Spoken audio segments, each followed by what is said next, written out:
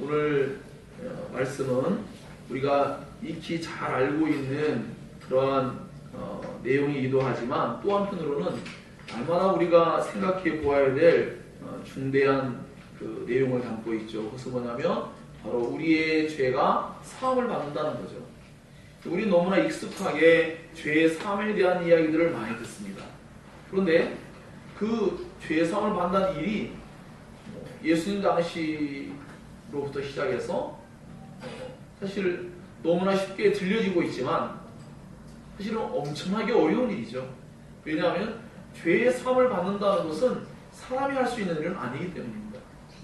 그 이야기는 곧 예수께서 하나님으로서 그 일을 하셨다는 겁니다. 즉 예수님이 땅으로 오신 하나님이시고 땅에서 우리의 죄를 사함을 받게 하시고자 오셨다는 거죠. 그래서 장차 우리가 가게 될 하늘나라, 또 우리가 소유하게 될 하나님의 기업, 그 모든 것들은 이러한 죄사함을 받은 사람들만이 누릴 수 있는 그 고유한 특별한 하나님 나라의 기업이라고 볼 수가 있습니다. 그래서 저는 오늘 말씀을 통하여서 우리가 사실은 날마다 매일매일의 삶 가운데서 죄를 떠나서 할 수가 없어요. 늘 죄를 짓 때가 참 많죠. 하나님께 더욱더 열심을 내고 올바르게 살고자 하는데도 불구하고 여전히 우리들은 죄를 짓 때가 참 많습니다. 그래서 이러한 죄를 사하시는 예수님의 이 은혜가 이 땅에서 이루어지는 이 일이 얼마나 우리에게 복된 일인가에 대해서 생각해 보고자 합니다. 이런 은혜가 아니라면 우리가 만약에 하늘나라에 가서 죽고 난 뒤에 하나님의 심판대 앞에 섰을 때에 그제야 그것을 알게 된다면 우리는 이 땅에서 진정한 행복을 누릴 수가 없게 될 것입니다. 그런데 하나님은 오늘 우리에게 이렇게 예수 그리스도께서 죄사함의 권세를 나타내시는 한 사건을 통하여서 우리의 죄가 이 땅에서 사함받는 것에 대한 은혜를 나타내셨습니다.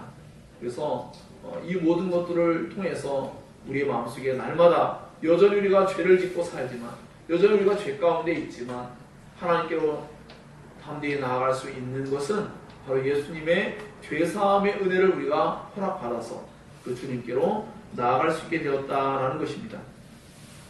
자, 이 일은 단순히 예수께서 말씀으로만 전한 것이 아니라 한 사건을 통해서 이것이 분명하게 그림처럼 그려졌어요.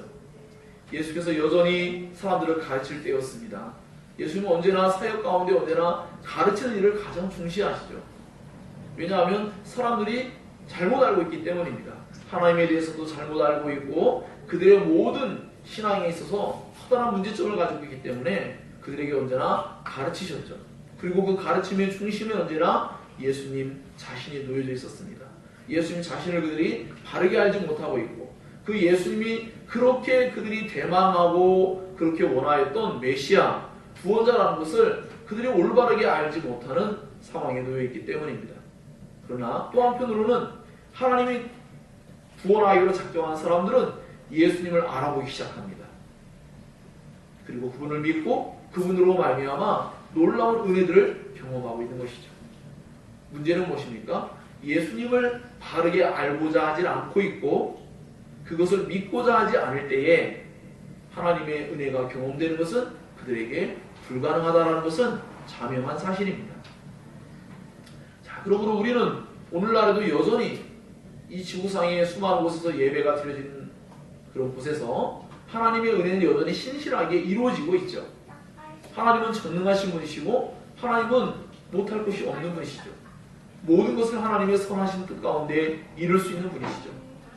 그런 의미에서 본다면 오늘 우리에게도 하나님은 우리의 마음속에 무언가 해결하지 못한 수많은 문제들을 해결해 줄 수 있는 분이라는 것을 다시금 생각하면서 오늘 말씀을 함께 대했으면 합니다.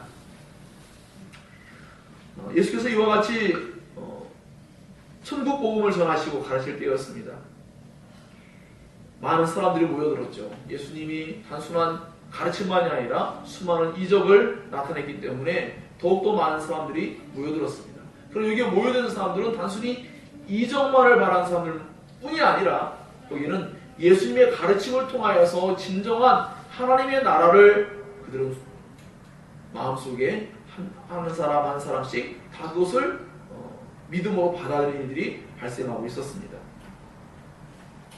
자, 그래서 갈릴리 각 마을과 유대와 예루살렘으로부터 온 유대인들과 바리새인들, 율법교사들이 예수님 앞에 모여 앉았습니다. 그때에 예수께서 병을 고쳐주시는 주의 능력이 예수님께 임하였습니다. 그리고 나서 예수님은 놀라운 치유의 이적을 이제 행하시게 됩니다. 그곳에는 수많은 병자들이 모여 있었지만 예수님은 그 사람들에게 가르침을 여전히 진행하는 게 가장 소중하기 때문에 그 일을 하는 중이었어요. 사람들은 밀고 실리고 너무나 많은 사람들이 모여들었습니다.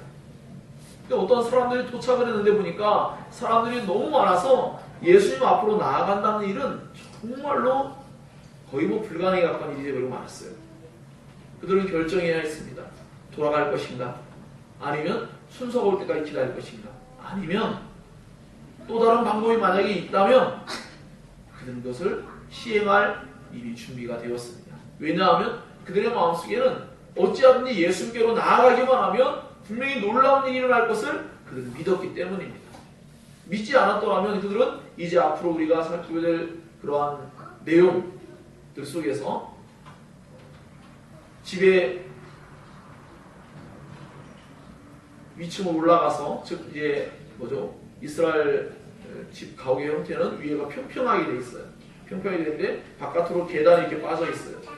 그 계단을 따라서 평평한 집에 올라가서 그 지붕을 뜯어내린다는 것. 이것은 정말 엄청난 일이죠. 그것은 그 누가 보아도 사실 어떤 면에서 정상적이라고 보기에는 매우 어려운 그런 일이었어요. 그런데 그들은 기꺼이 그 일을 했습니다. 그 모든 것 속에는 항상 무엇이 있었냐면 믿음이라는 것이 있었어요. 그래서 예수께서 그들을 바라보는 관점을 통해서 확인할 수 있습니다. 예수님은 그들이 하신 행동을 야 너희들 너무나 과격하다라고 말씀하지 않았어요. 야 너희들 질서를 따라서 순서를 지켜야지 그렇게 말씀하지 않았어요. 예수님은 그들의 믿음을 보셨습니다.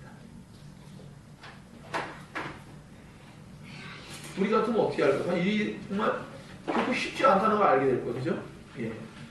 중풍병자의 병이 오랜 줄 알죠. 그가 낫는다는 것은 정말 하나님의 절대적인 개입하심이 없이는 불가능한 일이었죠. 그를 메고 온 사람들도 동일한 마음이었던 것 같습니다. 그들의 믿음을 보셨고 또한 그들은 같이 그렇게 일을 하였습니다. 한 사람이라도 반대했더라면 그 일을 일어나지 않았을지도 모르겠습니다. 여튼 그들은 같은 마음으로서 어찌하든지 예수님께로 나아가기만 하면 반드시 그 중풍병자가 나을 것이라고 믿었기 때문에 상식적으로 이해가 안 되는 행동을 그들은 기꺼이 그들의 입장에서 적어도 믿음으로서 바라볼 때는 그 일이 너무나 당연한 일인 것처럼 그들은 행동하였습니다. 어떤 면에서 믿음이라는 것은 언제나 길을 만들어내는 것만 같아요. 믿음이라는 것은 언제나 때로는 일반적으로 봤을 때 비정상적으로 보이는 어떤 행동을 하게끔 하는 것 같아요. 사실 이것은 오늘날에도 안 믿는 사람들의 입장에서 저희들을 바라보면 어떻습니까? 저희들은 상식적이지 않는 어떤 행동을 하는 것만 같이 보일 수가 있습니다. 이제 뒷부분에 또 나오겠지만 그럼에도 불구하고 우리들은 우리가 믿고 있고 우리가 행하고자 하는 그 믿음의 그 내용, 그것이 사실은 매우 혼란스러울 때가 있습니다. 때로는 세상적인 상식에 맞춰 살아갈 때도 있고 때로는 믿음으로써 세상이 바라볼 때는 비상식적인 모습이지만 믿음으로 바라볼 때는 너무나 당연한 듯 보이는 행동을 할 때도 있습니다. 우리 이 모든 것에 대해서 올바른 균형감을 가지고 오늘 말씀을 통해서 적용해야 될 필요성도 있습니다. 자, 그들은 지체 없이 지붕으로 올라갔고 지붕을 뜯어내기 시작했습니다. 생각해 보세요. 얼마나 뜯어내렸을까요? 그 중풍병자를 침상째에 달아내릴 정도면 어마어마한 가옥의 손실을 가져준 것입니다. 정말 엄청난 일을 한 것 같아요. 이런 말씀들이 기록됐던 자체가 정말 신기할 정도예요.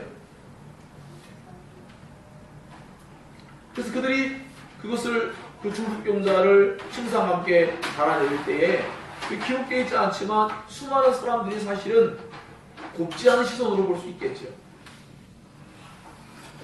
그런데 예수님은 그들을 기꺼이 받아들여 줍니다. 그런 후에 그 사람을 통하여서 놀라운 그러한 말씀을 하기 시작합니다. 그것은 바로 예수께서 너의 죄사함을 받았다라는 말씀을 선언해 주셨기 때문입니다. 그러자 서기관들과 바리새인들과 율법교사들이 어떻게 생각했을까요? 예수님을 거의 미쳤다고 보든지 아니면 신성모독자이기 때문에 정말 제거하려고 하는, 죽이려고 하는 마음을 가질 수밖에 없을 거예요.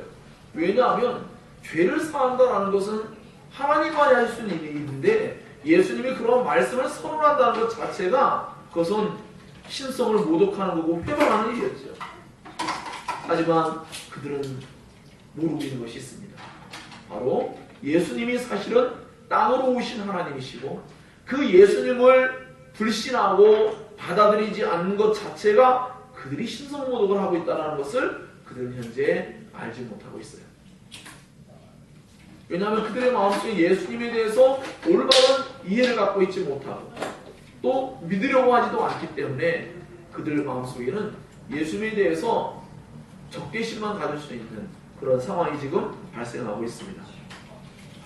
그들의 마음속에는 유대의 신으로서의 하나님은 유일신이죠. 오늘날 우리 기독교가 믿고 있고 또 사실은 구약부터 신약에 이르기까지 성경의 전반적으로 모든 곳에서 우리가 믿고 따르고 섬기는 하나님이 성부와 성자와 성령이 하나이신 하나님이라는 것을 말씀하고 있는데 그들의 입장에서는 예수님이 하나님과 동일시하는 행동들을 하고 또 말씀을 이야기할 때 그런 받아들이기가 정말로 어려웠을 겁니다. 자, 그렇지만 어떠한 사람들은 그 말씀들을 받아들이기 시작했어요. 그 마음속에 그것을 담아두기 시작했죠. 물론 아직은 온전하지 아니하고 부족한 면들을 많이 갖고 있지만 그럼에도 불구하고 그들은 주님의 말씀을 믿고 따르는 그런 일이 발생하고 있습니다. 이런 이 유대인들의 사고 이것은 사실 오늘날에도 동일한 일들로 나타나기도 합니다. 오늘날에 예수를 믿는다라고 할 때 예수님을 어떤 분으로 믿느냐라고 우리는 물어봐야 됩니다. 예수님이 랍비입니까? 예수님이 기적을 일으키는 선지자와 같나요? 그 모든 대답은 불충분하죠. 예수님이 메시아였다고 말하는 것조차 불충분합니다. 예수님은 하나님이셨습니다. 그렇기 때문에 우리는 예수께서 하나님이시라는 것을 온전히 인정하지 않게 되었을 경우에는 예수님을 한 인간으로서만 바라보게 되면 매우 심각한 성경의 잘못된 해석관을 갖게 될 것입니다. 그리고 우리 역시 신성 모독을 하는 그러한 죄를 짓게 될 것입니다. 서기관들과 바리새인들은 모르고 있는 것이 또 있습니다. 그들은 마음속으로 생각했지만 예수님은 하나님이셨기 때문에 그들의 생각을 알고 계셨습니다. 그래서 성경은 하나님께서 우리의 생각하는 것조차 하나님은 다 들으시고 응답하신다는 것을 늘 말씀합니다. 우리의 생각을 알고 계시죠. 여러분이 지금 예배할 때 여러분의 마음 자세, 여러분의 마음의 생각, 여러분의 무언가를 대할 때 여러분의 마음속에 있는 모든 것들을 주님이 알고 계세요. 참 우리가 가지고 있는 이해의 한계가 또는 실수들이 뭐냐면 하나님은 우리의 기도를 들으신다고 믿습니다. 또 때로는 우리의 마음의 생각까지도 하나님은 그것을 기도하여서 들으신다고 믿어요. 근데 우리의 마음속에 불순하고 잘못된 것들을 가지고 있을 때 그것도 하나님이 듣고 계시다는 것을 잊어버릴 때가 많이 있어요. 그것이 우리의 큰 문제죠. 우리 참 어리석어요. 우리가 이게 찬양을 할 때 예배의 형태를 가지고 무언가를 할 때 우리 그 모습만을 하나님이 기억해 주기를 바랄 때가 있어요. 그러나 하나님은 우리의 삶을 예배와 같이 바라보고 계시고 우리의 삶 가운데 우리의 마음의 생각들이 하나님께 기도와 같이 그렇게 들려지고 있다는 것을 우리는 너무나 잊어버리고 살 때가 많아요. 그것은 곧 지금 유대인들과 율법사들과 같은 사람들이 저지르고 있는 잘못을 우리 역시도 그렇게 저지르고 있다고 볼 수 있어요. 날마다 우리가 수요일날 또 이제 사무엘상을 통해서 우리가 살펴보게 되겠지만 하나님 앞에서 살아가는 삶, 하나님을 날마다 의식하고 생각하며 살아간다는 것이 얼마나 중요하죠. 아까 우리 생명이하고 진리도 배웠죠. 하나님은 안 계신 곳이 없죠. 네. 그냥 우리는 아이들처럼 네, 맞아요 기꺼이 동의했어요. 실제 삶 가운데는 하나님이 안 계신 곳이 없다라고 생각을 안 하고 살아요. 하나님이 유대인들의 생각을 아신다라는 이 내용을 볼 때 그들의 생각을 알고 계신데 우리의 생각도 알고 계시다는 생각을 잊어버릴 때도 많습니다. 하나님은 정말로 모든 것을 알고 계시죠. 하나님은 모든 것을 알고 계시기 때문에 그 하나님 앞에 거짓으로 대하든지 그 하나님 앞에 무엇을 속이려고 한다는 것은 정말로 어리석은 일이죠. 그 하나님께 모든 것을 내려놓는 게 가장 지혜로운 행동이죠. 과거에 제가 한 책을 읽을 때 이런 내용이 나와요. 노 메이크필드라는 한 신학자의 글을 읽을 때 우리의 문제는 죄를 짓는 게 문제가 아니라 그 죄의 문제를 하나님 앞에 기꺼이 내려놓고 해결받으려고 하지 않는 데 문제가 있다는 거죠. 죄를 안 지으려고 노력하는 것도 필요하지만 죄를 안 지을 수는 없습니다. 짓게 되어 있습니다. 우리가 좀 더 관심을 기울여야 할 부분은 우리가 그 죄에 대하여 어떻게 하나님께 내려놓고 하나님께 어떠한 용서를 받고 살 것이냐가 또 매우 중요합니다.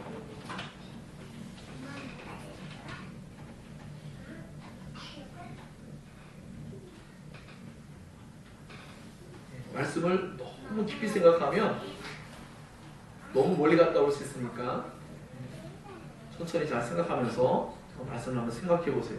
하나님이 여러분의 생각을 알고 계시다는 겁니다. 우리가 하나님 앞에 어떤 의도로서 삶을 살고 있는지, 어떻게 예배하는지, 어떻게 신앙의 행위를 갖는지 알고 계시죠. 예수님은 모든 사람들의 생각을 알고 계셨습니다. 예수님께 감춰진 것은 없죠. 우리 예수님께 아무것도 감추려고 해서는 안 됩니다. 감추는 것이 정말 불행한 일이죠. 왜? 드러나야 치유가 일어나고 드러나야 고침을 받는데 감추려고 한다면 치유해 줄 수가 없게 됩니다.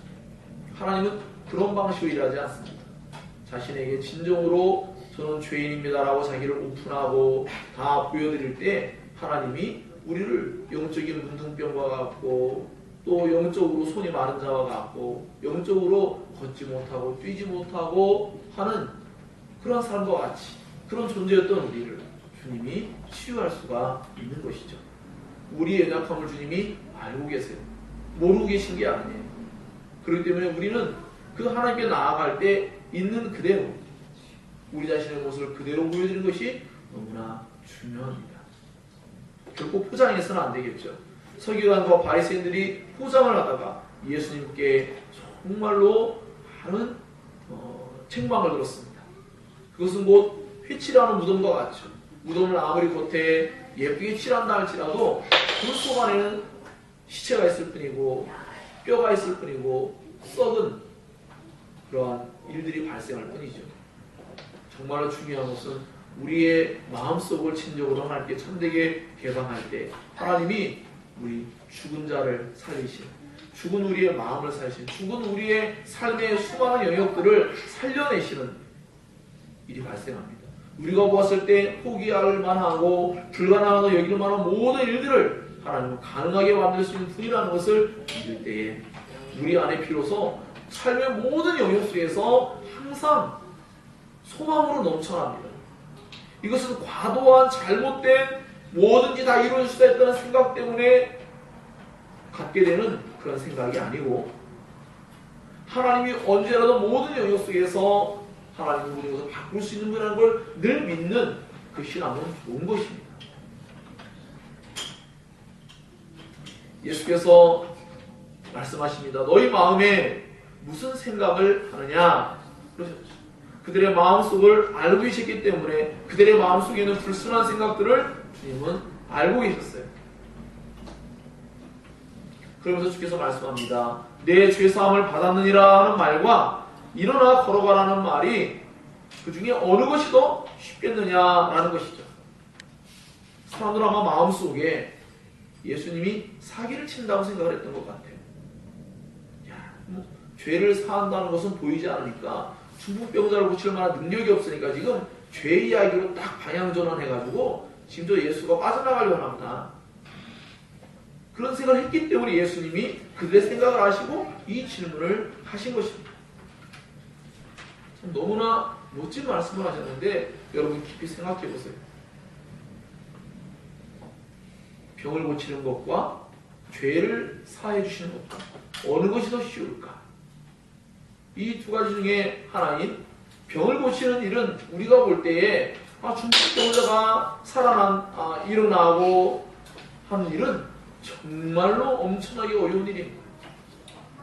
우리의 관점이죠. 그러나 죄를 사하는, 죄를 용서해 준다고 하는 말은 너무나 쉽죠. 말만 하면 돼요. 그것이 실제로 일어나는지는 알 길이 없어요. 그것이 바리새인들이 보는 관점이었죠. 그러나 예수님의 관점은 반대였어요. 병을 고치는 일은 너무나 쉽고 죄를 사함받는 일은 사실은 어려운 일이라는 것을 말씀했어요. 왜 그렇죠? 병을 고친다는 것은 이 세상의 일반적인 병원을 통해서도, 의사를 통해서도 치유할 수 있습니다. 그렇지만 죄를 사해주는 일은 이 세상의 어떠한 사람도, 어떠한 기관도, 어떠한 곳에서도 할 수 없습니다. 죄의 사함이 여호와 하나님께 있음으로 인하여 사람들은 하나님을 경외심을 갖게 되어 있습니다. 하나님의 영역이죠. 예수께서 하시는 그 말씀은 정말로 예수님 자신이 하나님이심을 드러내는 그런 말씀이셨어요. 예수님이 이러한 사건들을 통하여서 그들에게 깨닫게 하고자 하는 중대한 이야기가 있습니다. 그것은 죄의 사함을 받기가, 죄의 용서를 위해서 예수님께서 오신 일이 중대한 일이라는 것을 그들에게 알리고자 하는 내용도 포함되어 있습니다. 우리 역시도 마찬가지입니다. 우리 역시도 만약에 여러분에게 하나님께서 물질적인 것을 많이 주세요. 또는 그 외에 여러분이 원하는 무언가 세상에서 누리고 싶어했던 많은 것들을 주신단 말이죠.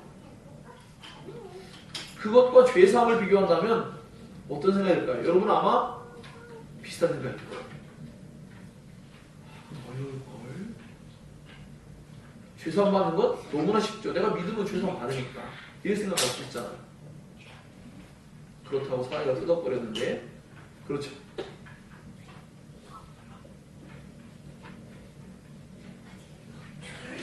또 우리의 마음속에 가지고 있는 우리의 관점은 언제나 이 죄를 사함받는 일이 너무나 현대에 와서 가볍게 취급되고 있어요.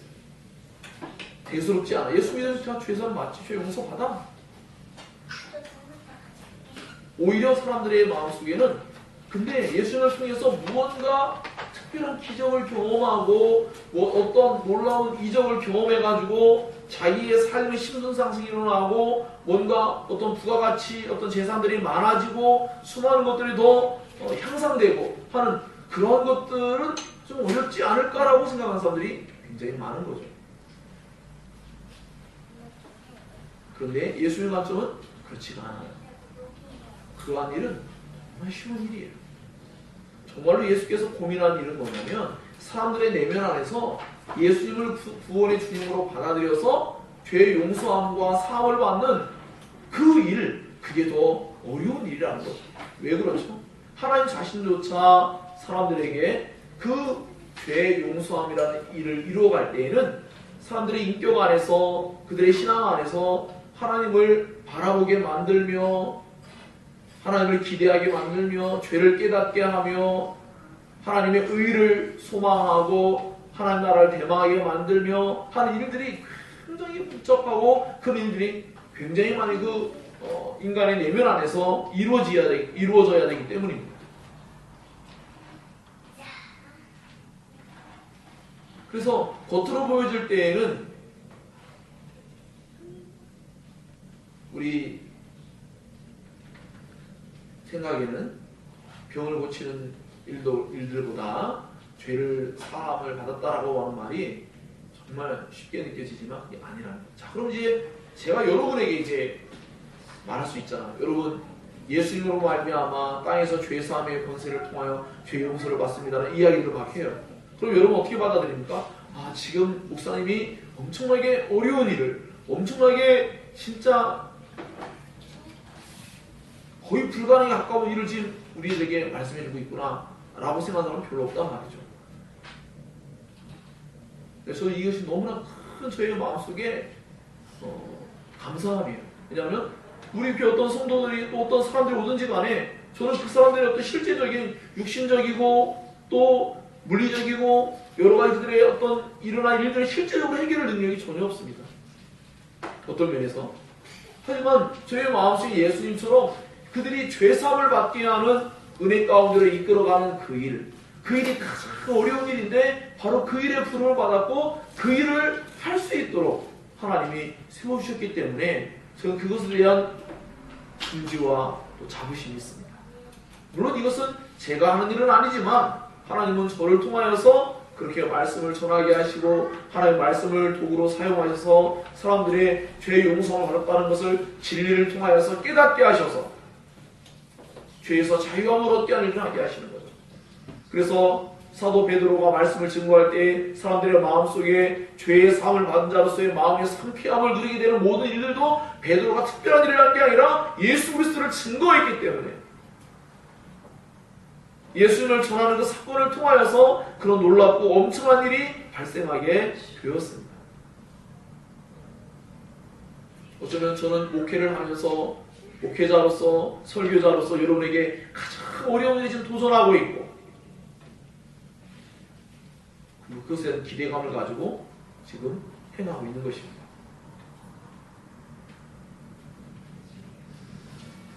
만약에 정말 교회의 구성원도 돈으로 될 수 있는 일들이라면 어떻게 할까요? 나가서 돈을 더 많이 벌어가 한 사람이라도 더 돈을 줘가지고 교회 구성원으로 만들면 되겠죠. 근데 그런 일은 아니거든요. 근데 실제 한국에는 그러한 일도 발생하고 있어요. 어떠한 교회에서는 돈을 얼마로 주면 사람들이 예배를 참여합니다. 하다못해 제가 최근에 들은 이야기인데요. 예전에도 조금씩은 언뜻 들었지만 상당히 많은 노숙자분들이 교회에서 예배드리면 얼마를 준다는 이야기를 듣고 거기에 참여하는데 그래서 그 교회에 상당히 많은 인원이 예배를 드리는데 어떤 일이 벌어지나 오전 예배 이쪽에서 드리고요. 사람들이 큰 노인들이 막 뛰어가더래요.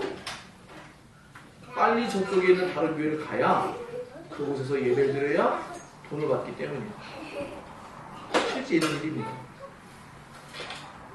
그래서 많은 목사님들이 한탄하면서 한국교회의 어떠한 그 성도의 수를 말할 때 얼마나 지금 잘못된 통계인지를 말하고 있어요. 이런 식으로 해서 그 교회에 막 숫자가 많은 것처럼 이 일이 근데 한두 명이 아니에요. 여러분 생각보다 훨씬 심각한 숫자입니다. 정말로 많은 사람이 그렇게 옮겨다닙니다. 깜짝 놀라요. 그렇게 해서라도 교회에 사람을 만들어 놓고 물론 복음을 듣게 하는 것까지는 좋을 수가 있겠지만 그러나 매우 신중하고 조심스럽게 대해야 될 필요성이 있는 것들이죠. 여하튼 주님은 이렇게 말씀하셔서 정말로 중요한 것은 뭐죠? 죄를 사하는 것이 정말 어려운 일이고 중요한 일이다라는 것을 지금 말씀하고 있는 것입니다. 특히 예수님은 인자라는 호칭을 사용하는데 이것은 신약에서 80여 회 정도 사용되고 누가복음 속에는 26회 사용된다고 학자들이 말합니다. 이것은 메시아적인 칭호인데 이것은 예수께서 메시아로서 땅에서 사람들의 죄를 사할 수 있다는 것을 보여주고 있는 아주 중요한 대목입니다. 죽었을 때에만 죄의 용서를 받는 것이 아니라 살아있을 때에도 죄의 용서를 받을 수 있다는 것을 우리들에게 알려주고 있습니다. 육적인 질병을 치유해 주는 것은 구약의 선지자들도 할 수 있는 일들이었죠. 하지만 그들이 할 수 없는 일들이 있었습니다. 그것은 바로 죄를 사함받게 하는 일이었죠. 예수님은 메시아 사역 가운데 가장 핵심적이고 중대한 말씀을 했습니다. 그것은 바로 마태복음 20장 28절에 기록한 바와 같이 인자에 온 것은 섬김을 받으려 함이라 도리어 섬기려 하고 자기 목숨을 많은 사람의 대속물로 주려 함이라 라고 말씀했습니다. 오늘 예수께서는 그들에게 인자가 땅에서 죄를 사하는 권세가 있다는 것을 너에게 알게 하리라 라고 말씀했습니다. 그래서 우리 역시도 이 부분에 대해 생각하며 예수님은 어떤 분이야 라고 할 때에 예수님은 우리들에게 오늘날에도 동일하게 말씀할 겁니다. 내가 너희에게 알게 해주고 싶은 게 있다. 이 땅에서도 내가 너희의 죄를 사할 수 있고 너희의 죄가 용서받았다는 것을 너희가 믿어야 된다 라는 것이죠. 죄를 용서받지 못한다면 아무리 깊은 질병이라 할지라도 그것이 치유된다면 그것은 중요하지 않습니다. 여전히 하나님 앞에 또한 심판을 받는 입장 속에 놓이기 때문입니다. 그 무엇보다도 정말 중요한 것은 죄의 용서를 받는 것이죠. 그러므로 이것은 육적인 질병이 치유된 것과는 비교할 수 없는 엄청난 가치를 지니고 있다는 것을 우리가 생각하면 우리가 현재 예수 그리스도를 믿고 예수 믿는다는 것 자체가 이미 예수님이 십자가에서 나의 죄를 대신하여 죽으심으로 나의 죄가 용서받았다는 것을 믿는 것이죠. 예수님이 구원자라는 것도 믿는 것이고 예수님이 하나님이시라는 것도 믿는 것이며 특히 오늘 본문 속에는 우리가 예수님으로 말미암아 죄의 문제가 해결되었다라는 것, 예수님의 죄의 문제가 해결됐다는 것을 믿으라고 우리에게 말씀해주고 있다는 것, 너희로 알게 하리라 라는 이 말씀을 통해서 우리 그것을 자신에게 적용할 수 있어야 합니다. 중풍병자는 더 이상 그 침상에 매여있는 사람이 아니죠.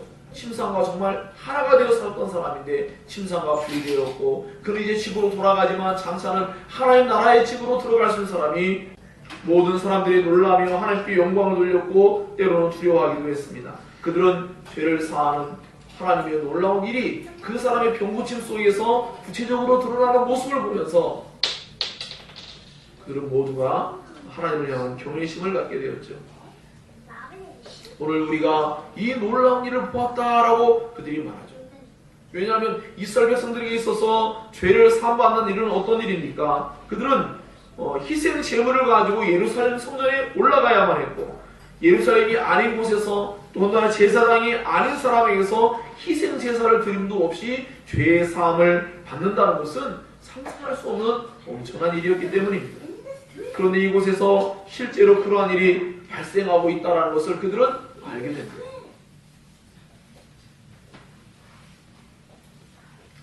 여러분, 이러한 사건이 벌어졌을 때 바리새인과 율법 교사들은 어떻게 생각을 했을까? 예수님이 땅에서 죄를 사하는 권세가 있다고 믿었을까요? 끝까지 믿지 않았을 것 같습니다. 왜냐하면 그것은 여전히 그들이 믿음을 갖고 있지 않는 한은 미지수입니다. 신기하게도 중풍병자가 나은 사건은 보았지만 죄를 용서받는 그 일은 혹시나 예수가 사람들을 선동하고 있는 일은 아닐까 라고 생각할 수도 있기 때문입니다. 오늘 우리 이 본문의 말씀을 통해서 여러분 자신들에게도 여러분의 죄가 사함을 받는다라는 것은 예수께서 행하신 일들을 통하여 이 땅에서도 죽어서만이 아니라 이 땅에서도 예수님의 그 사역을 믿을 때에 그 예수님을 통하여서 우리의 죄가 사함을 받았다는 것을 확신하게 만들어주는 중대한 말씀이라는 것을 기억하며 우리의 죄가 날마다 예수 그리스도로 말미암아 용서를 받게 된 이 놀라운 은혜가 바로 오늘 이 본문의 말씀에 근거하여서 우리들에게 주어진 은혜라는 것을 기억하시기 바랍니다. 날마다 죄를 짓고 날마다 예수의 이름을 힘입어서 하나님의 은혜의 보좌 앞으로 담대히 나아가서 날마다 때로는 뻔뻔하지만 때로 너무나 부끄럽지만 용서를 구할 때에 우린 늘 용서의 은혜를 받습니다. 사죄의 은혜를 받고 속죄의 은혜를 받습니다. 이 모든 것들은 예수님으로 말미암아 되어진 일입니다. 예수님은 우리에게 진정한 믿음을 갖기를 원하십니다. 여전히 교회 안에 많은 사람들 중에는 자기의 죄가 용서받았다고 믿지 못하는 사람들도 있습니다. 우리 믿음, 소망, 사랑에도 예수님을 진정으로 믿고 있다면 자신의 죄가 용서받았다는 것을 믿어야 되겠죠. 하지만 정말로 예수를 참되고 믿고 있느냐라는 것은 다시 좀 더 깊이 생각할 필요가 있는 내용입니다. 여러분 마음속에 예수님을 어떤 분으로 알고 있느냐, 그것이 중요합니다. 여러분 마음속에 예수님을 어떠한 분으로 믿고 있느냐라는 것, 바로 그것이 여러분이 죄의 사함을 받은 자로서의 기쁨을, 그 은혜를 누리는 그 일과 깊은 연관을 맺고 있습니다. 주님은 오늘 우리에게 정말로 예수께로 그 어떠한 장애물과 장벽이 있다 할지라도 그 모든 것을 뛰어넘어서 주님께로 나아가면 용서를 받는다는, 주님께로 나아가면 은혜를 얻는다는 분명한 믿음을 가지고 주님께로 나아가는 게 중요합니다. 어떠한 형식 때문에 우리가 오후에 예배를 드려야 하는 이유 때문에 이 자리에 앉아있는 것이 아니라 그 예수님께로 진정으로 믿음으로 나아갈 때 주님이 우리 안에 있는, 우리 자신의 마음 깊은 곳에 있는 수많은 부패한 부분들, 해결되지 못한 수많은 어떤 일들, 그 문제들을 주님이 가지고 주님께로 나오기를 원하고 계십니다. 그분께로 나아가서 죄사함의 은혜를 받습니다. 그런 은혜가 우리 모두에게 있기를. 이 예배가 마쳐지는 후에 또다시 예수님이 잊어버리고 세상으로 막 나아가는 삶이 아니라 예배하기 전에 찬양을 부르고 예배 때 찬양을 부르며 말씀을 들을 때 하나님께 향한 어떤 갈망이 조금이라도 생겼더라면 그것으로 끝나는 것이 아니라 우리의 삶 가운데 진정으로 스스로 하나님께 나아가는 일들이 많아져야 됩니다.